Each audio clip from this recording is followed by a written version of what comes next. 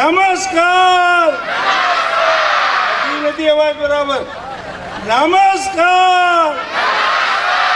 હજી બરાબર નથી. હવે માનો બધાને ખબર પડી. નમસ્કાર. છેલ્લી વાર જોર દ્યો છોકરો બરાબર. નમસ્કાર.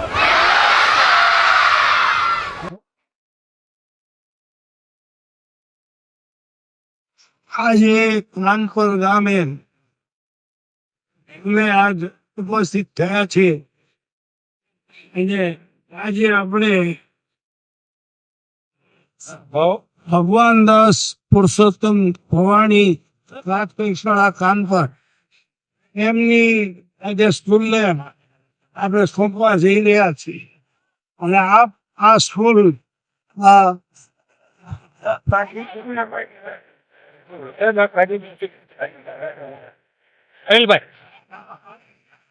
આ સ્કૂલ આપણે આજે અર્પણ કરવા જઈ રહ્યા છીએ ત્યારે મને બહુ ખુશી છે કે આજે શ્રી હરીશભાઈ મુંબઈથી ખાસ અહીં પધારેલા છે.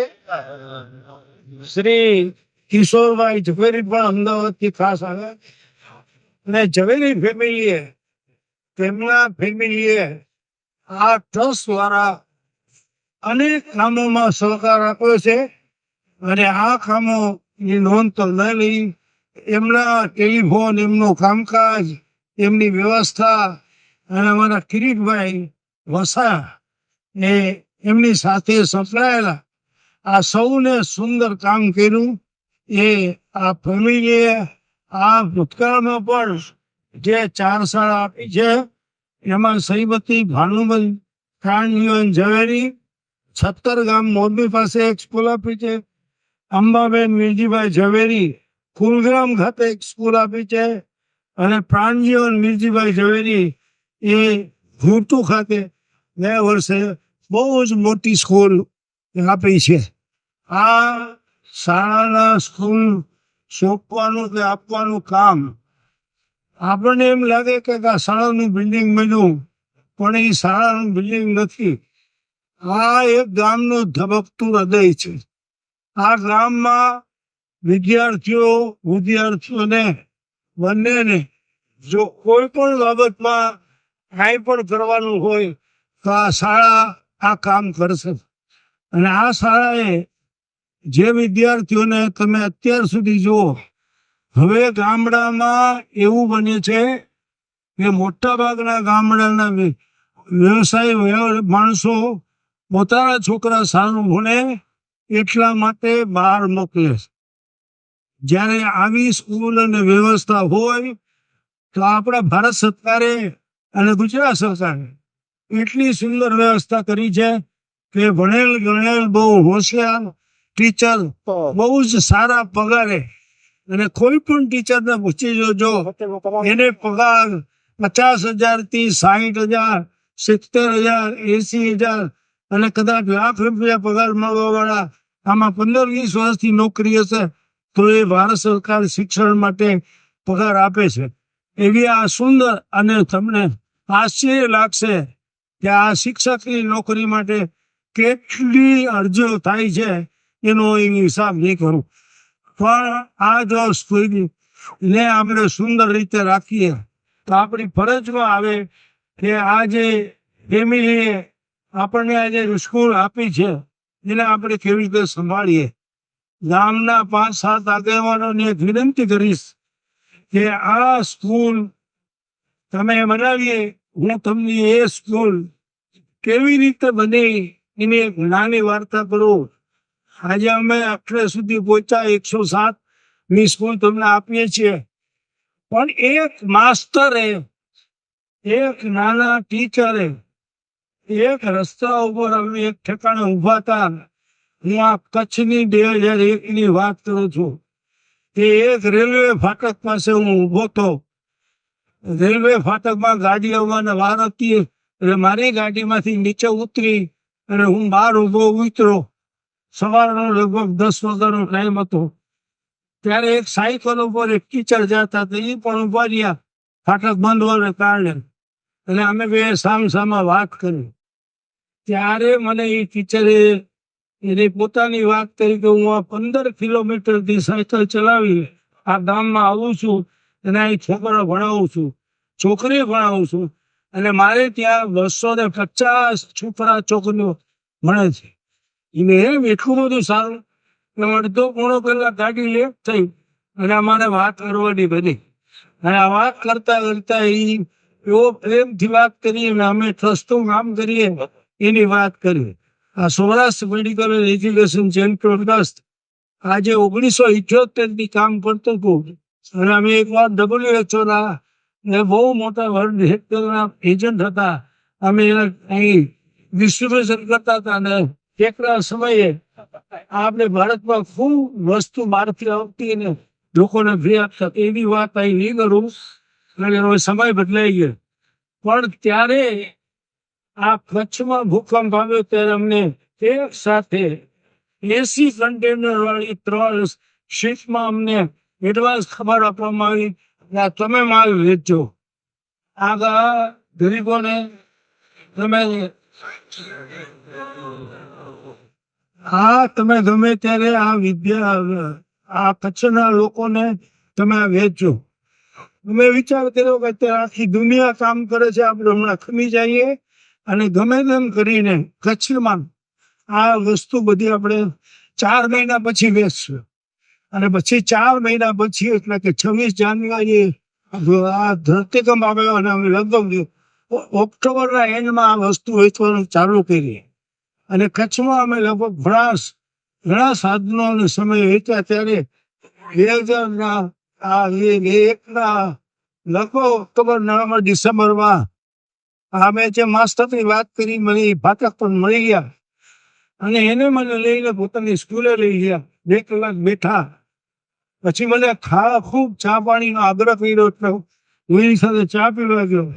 અને એને પછી બપોરના ટાઈમ હતો, લગભગ 2-2:30 વાગ્યો હશે અને 300-250 થી 3 છોકરીઓ અને છોકરાઓ ફૂલમાં બેસીને ભણાવતા હતા. હું જોઈને વિચારમાં પડી ગયો કે આ પ્રાથમિક શાળા એટલે આવી કન્ડિશન. ત્યારે મને વિચાર આવ્યો કે આપણે આવી સ્કૂલ બનાવી. અને એ માસ્તરે મને એટલી સમજણપૂર્વક વાત કરી. મને પણ પોતાનું હું રાજકોટ આવી સરકારી ડિપાર્ટમેન્ટમાં બધે તપાસ કરી એટલી પછી અમે આ સ્કૂલ પ્રોજેક્ટ શરૂ કરવો નક્કી કર્યું. અને જ્યારે આ સ્કૂલ પ્રોજેક્ટ માટે અમે કોઈને વાત કરી તો એવી એગ્રીમેન્ટ તરત થઈ જતું અને ગામમાંથી એમની માગણી આવવા માંડી. એમાંથી અમે 1માંથી 5 નક્કી કરી, 5માંથી 11 કરી, 21 કરી, 31 કરી, 51 કરીને ત્યારે નક્કી કર્યું કે પૂરશું. તે ફાળા આવ્યા કે શશિકાંતભાઈ તમે 51 ને એક કામ કરો, 61 કરો અને 60-61 માની પણ ભાઈ હું આ ક્યાંથી ગોતું તો કે તમે કરો. એમાં 61 કર્યા પછી ત્યાં તો એક ભાઈ આવીને કે તમે 71 તો કરો. એમાં એ ભાઈની 71 કરી અને પછી તમે નક્કી કર્યું. ત્યાં મિત્રો મળ્યા અમેરિકાથી દબાણ આવી 91નો નક્કી ત્યારે કર્યો. 86ની શાળા કરતો હતો ત્યારે એક ભાઈ આવ્યા મને કે શશિકાંતભાઈ આ 2 શાળા મારી તમે કરી, હવે મારા સાસુ અને સસરા એમ એ છે કે તું એક મારી શાળા.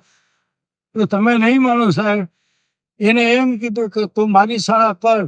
તો મેં કીધું તમારી શાળા તો 95 આવે, 96 આવે, મારું ભાઈ પૂરું થઈ ગયા. તો કે નહીં હવે તમે આ કામ કરો. એટલે અમે 95માં નક્કી કર્યું. ત્યારે એના જ એક સંબંધી આવ્યા, અમારા જૈનભાઈ હતા અમેરિકાથી, આખું ફેમિલી આવેલું, 15 જણા સાથે આવેલા સ્કૂલના ઉદઘાટનમાં. અને એ કે આપણે જૈન કહેવાય એટલે માળાના પાળા 108 કહેવાય એટલે 108 સ્કૂલ કરો.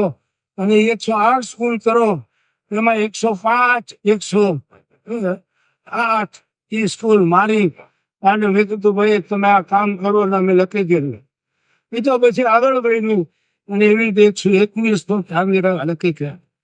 આજે આ 107 શાળામાં 33,000 બાળકો ભણે છે. બધે જ આ સુવિધા છે. આ સુવિધા આજે મારે ગામવાળાને અને આ વિદ્યાર્થીઓને વાલીઓને એમ જ કહેવું છે કે વાલીઓ આપ જો એક જ વસ્તુ સમજો કે હવે કઈ પહેલાના જમાનામાં 5 છોકરાનો ટાઈમ નથી રહ્યો. ઘરમાં 2 છોકરા, વધુ 3 છોકરા વાળા પણ હવે ઓછા નીકળે. તો 2 છોકરા છે એને બરાબર જો ભણાવવો હોય તો આ પ્રાથમિક શાળામાં છોકરા બરાબર ભણવા જાય, ઘરે રહીને ભણે, બરાબર ધ્યાન રાખીને ભણે, તો અહીંના માસ્તરો, અહીંના ટીચર, અમને જે અનુભવ થયો છે એ પ્રમાણે કેટલા સારા છે કે આ છોકરાઓની આખી જિંદગી બનાવવામાં બહુ સારું. એટલે આનો એક હું તમને દાખલો પણ આજ આપીશ, તમને આશ્ચર્ય લાગશે. આવી એક અમે સ્કૂલ બનાવી હતી પાલનપુર પાસે એક સ્કૂલમાં. એકવાર હું લંડન જતો હતો. એ લંડન જતો વખતે પ્લેનમાં એક છોકરો મને મળ્યો. એ છોકરો મને કે હું એની બાજુમાં બેઠો, થોડી વાર બેઠા પછી એની બાજુના પેસેન્જરે વાત કરીએ એટલે કે હું લંડન ભણવા જાઉં છું. તમે લંડન ભણવા જાઓ છો? તો કે હા, મેં કોલેજમાં એડમિશન લીધું છે. મેં કીધું ક્યાંથી આવો છો? તો હું પાલનપુરથી આવું છું. અને પાલનપુરનું નામ લીધું કે તો અહીંયા સ્કૂલ બનાવી છે, લેતા ફેમિલીની એક શાળા ત્યાં બને. તો કે એ સ્કૂલનો જ વિદ્યાર્થી છે. જ્યારે મેં આ સાંભળ્યું ત્યારે મારા પાસે કોઈ સવાલ કરવાનો નહોતો. અને એ છોકરાને જયારે મેં લંડન અમે હિત્રો ઉતરા ત્યારે એ છોકરાને મેં પૂછ્યું તું કેવી રીતે જઈશ? તો સાહેબ મારે કોઈ ઓળખીતા નથી, મારા એક સંબંધીને મેં ફોન કર્યો છે, મને કે તું હિથ્રો ઉતર, મારી માં કોઈ સગા નથી, પણ એને એમ કીધું હતું કે લંડનમાં ભણવાની વ્યવસ્થા તારી કરી દઈશ. અને છોકરાએ મને કીધું આ ટેલિફોન નંબર આપ્યો, એને બતાવ્યા ટેલિફોનમાંથી ન કરવા એટલે પબ્લિક સ્ટેશનમાંથી ફોન કર્યો. ઓલા ભાઈએ કીધું તું આવી જાય હિથ્રો, આ મારું સ્ટેશન છે. તો એ સ્ટેશને હું ગયો અને છોકરો પણ મારી સાથે એક ઠેકાણે જવાનું હતું. સાથે ગયા, છોકરો એના ઘરે પહોંચી છે. મારું કહેવાનું અહીંયા એવું છે કે જો છોકરાને તમે બરાબર ભણાવશો, 5 વર્ષ ધ્યાન રાખશો, 4થી 5મી 6થી 7મી 8મી છોકરાનું જો ધ્યાન રાખશો, પછી છોકરો એની મેળે આગળ બધું નક્કી કરી લેશે મારે શું કરવું છે. અને જો આ વાર તમે નાના મોટા કામમાં લગાડી દો તો એનું ભવિષ્ય તમે બગાડો છે. એ ભણે એવી જો વ્યવસ્થા કરો તો આજે આ ફેમિલીએ જે સ્કૂલ બનાવી છે એ ફેમિલીનો ખરેખર આપણે ઋણ ચૂકવી શકીએ. એમનું ઋણ ચૂકવવા માટે આપણી પાસે કોઈ વ્યવસ્થા નથી. પણ જો છોકરા ભણીને અહીંથી જશે તો આ ફેમિલીને એમ જ થશે કે મારા ત્યાં ભણેલા છોકરા આગળ ગયા. અને તમે જયારે એક કહેશો તો હું પ્રાથમિક શાળા ખાનપુરમાંથી ગયો, ત્યારે એ અંદરનો આશીર્વાદ એ એમને જ મળશે. એ આપણા ભગવાનની કૃપા હશે. અને આવી આ સુંદર વાતને આપણે આગળ લઈ જઈએ તો આવા આ ફેમિલી માટે ખૂબ ખૂબ આભાર માનવો છે મારે. અને હું એટલું જ કહું કે જોરદાર તાળી પકડનારો હજી જો અને આ ફેમિલી જે આજે જવેરી ફેમિલી આ કામ કરી છે એના આપણે જીવનભરના ઋણી રહેશું. અને આ છોકરાઓ બરાબર ભણશે તો એ રાજી રહેશે. અને આ એમના ફેમિલીની ચોથી સ્કૂલ છે અને આવી સ્કૂલો ચાલતી રહે. એમાં અમારા કિરીટભાઈ વસા, પછી અમે બધા સંકળાયેલા છીએ. અને અમારો સ્ટાફ જે આ કામ કરી રહ્યો છે એ કામ સારી રીતે આગળ ચાલશે. તમે જેટલું સારું કામ કરશો અમારો સ્ટાફ અહીં આવી આગળના પ્રોગ્રામ 3 પ્રોગ્રામોમાં ચાલશે. છોકરાને બધું શીખવાડવાનું. અને હવે તો ટેકનોલોજી આવી છે એટલે આર્ટિફિશિયલ ઇન્ટેલિજન્સ સુધી મોબાઈલ, એના ઓપરેશન અને લાઈવ ટેલિકાસ્ટ બધી વ્યવસ્થા સ્કૂલમાં થશે અને એ વ્યવસ્થા કરશે. એટલે આપ સૌ આ મહેનત કરશો તો હું ખૂબ આ પરિસ્થિતિમાં આનંદ થશે. અને ફરીથી ગામે જે સુંદર સહકાર આપ્યો છે એ સહકાર આજે આ ફેમિલી અને આ ટ્રસ્ટ કોઈ ભૂલી શકશે નહીં. અને જો આપણે સાથે આ અંતે કામ કરશું તો આગળ આપણે આ કામ થશે. એટલે ભાવનગર જિલ્લાની આ એક બહુ સરસ સુંદર શાળા બને એવી શુભેચ્છા સાથે આપણા ટીચર્સ આ બધા ટીચર મહોદયને એક વાર વિનંતી કરી આપ સર્વ ઊભા થશો, આગળ આવશો. જરા જેટલા ટીચરો આગળ આવશો ઊભા થશો. જરા જલ્દી આવજો. જલ્દી આગળ આવશો. ચેરમેન સાહેબ, આપને હું કહેતા આનંદ અનુભવ છું કે અમારા ગામના દિન પ્રતિદિન પ્રગતિશીલમાં છે. ભૂતકાળની અંદર આ શાળાના બાળકોએ સારામાં સારી શૈક્ષણિક કાર્યકૃતિ બનાવી છે અને ભવિષ્યમાં પણ બનાવશે. આ શાળાને આ શાળા પરિવાર તમામ આ દાતાઓનો કાયમી ઋણી રહેશે અને તમે જે અપેક્ષા આપી છે એ પ્રમાણે કામ કરશું એની ખાતરી આપી. બસ તમારી ખાતરી. અને તમને એટલા માટે જ ખાસ વિનંતી કે જીવનમાં એક નાની વાત કરવી છે. નોકરી તો બધા કરે, કમાવાનું બધા કરે, પણ કમાવાના સાથે જો કંઈ કામ કરીએ તો એ કામ કેવું થાય. તમારા હાથમાં એક એવું કામ છે કે જો એમાં તમે તમારું થોડું દિલ લગાડશો, થોડું તમે મહેનત કરશો, નસીબમાં હશે તો મને જ અનુભવ છે મારી જિંદગીમાં કે મેં એક નાની નોકરીમાંથી હું આ પ્રગતિ લઈ ક્યાં પહોંચ્યો. તો તમે આ કામ કરશો તો ઈશ્વર આપણને આ ગામમાં આગળ લઈ જશે. તમે સૌ ટીચર્સ આ વડીલો વતી એટલું જ કહું છું કે તમે આ સ્કૂલને આગળ લઈ જાઓ એવું કામ કરો તો મને ખૂબ આનંદ થશે. આભાર. Thank you. ખૂબ ખૂબ આભાર. આ એટલે જ આજે ફરીથી આપને વિનંતી કરું કે આ ફેમિલી માટે આપણે સૌથી ઉત્તમ પરિણામ લઈ આવીએ.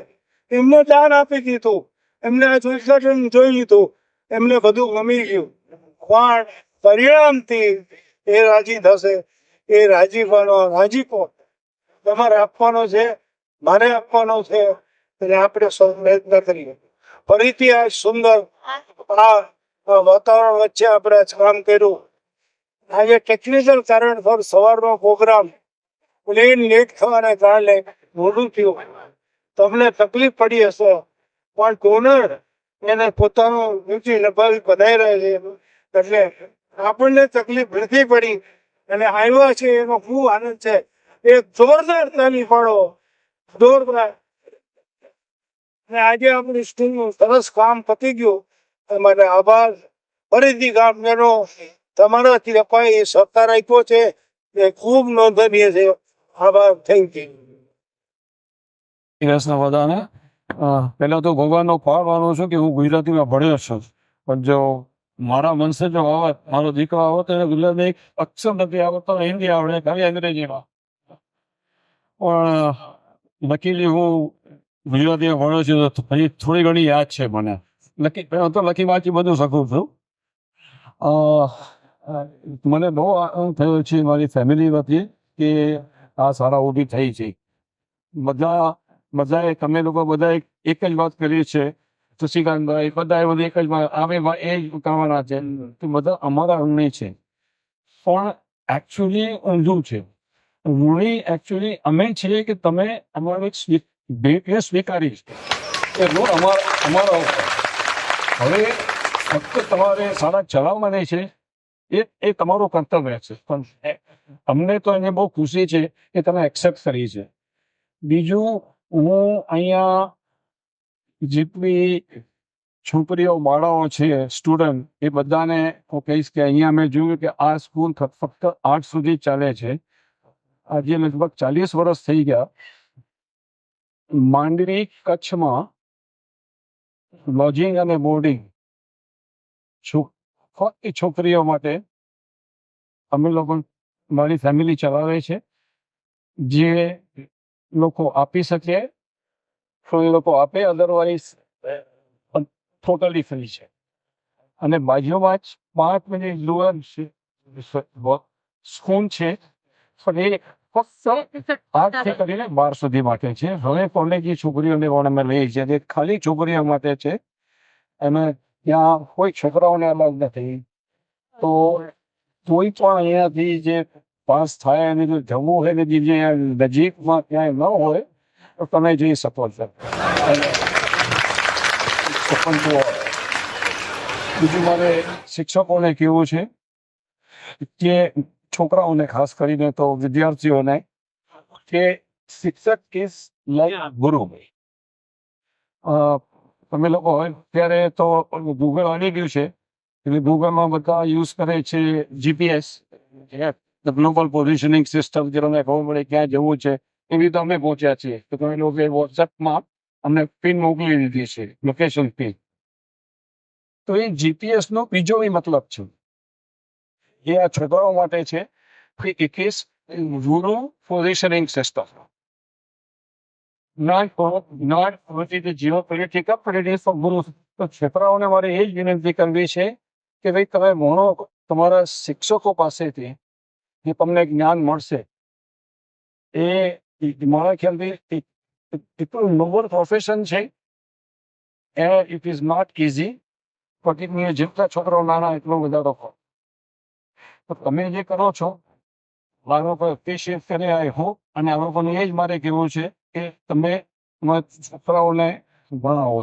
મને વાલીઓને બધાને, જેમ શશિકાંતભાઈએ કહ્યું હતું એવી રીતે વાલીઓ બધાને છે કે છોકરા હોય કે છોકરી હોય એમને તમે ભણાવો, ખૂબ ભણાવો.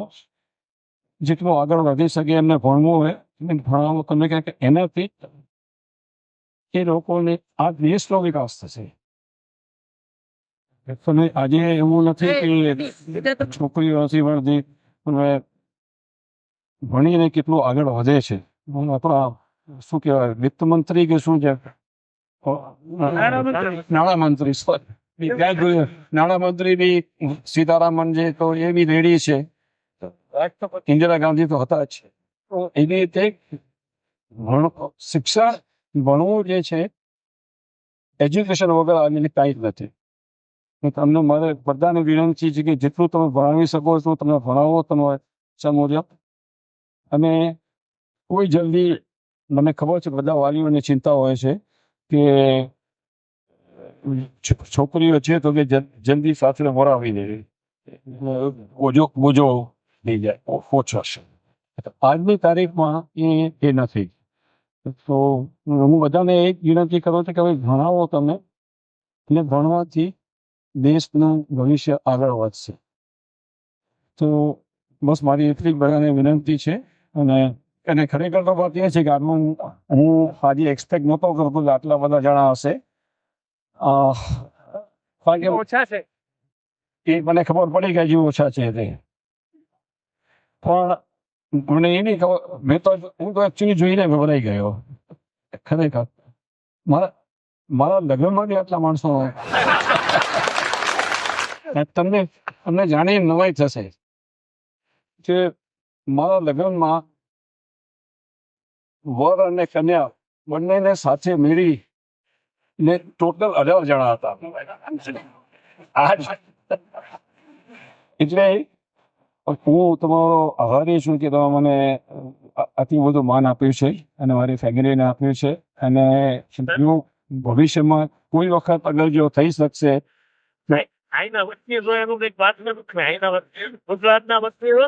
હું ગુજરાતનો વતની છું.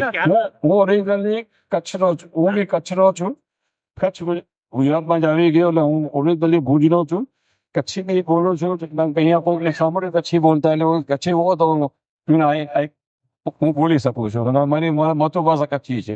હું ભણ્યો ગુજરાતીમાં છું. એ તો તે વખતની માતાજી. આજથી કોઈ ઘણો છોકરાઓ શહેરોમાં બધા છોકરાઓ અંગ્રેજી સ્કૂલમાં જાય છે.